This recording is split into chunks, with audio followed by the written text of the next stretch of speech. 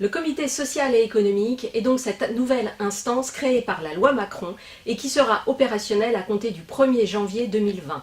À cette même date, les délégués du personnel, comités d'entreprise et CHSCT n'existeront donc plus. Le législateur a prévu des mesures transitoires pour passer d'une instance à l'autre. Je vous rappelle que toutes les entreprises de plus de 11 salariés seront concernées.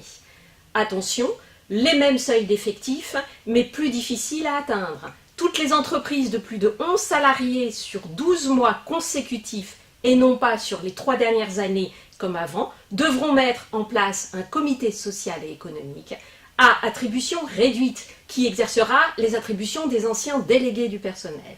Dans les entreprises de plus de 50 salariés, le futur comité social et économique exercera les anciennes attributions du comité d'entreprise et du CHSCT en plus. Le législateur a prévu des mesures transitoires pour arriver sur cette échéance du 1er janvier 2020 et tient compte de la date d'expiration des mandats en cours.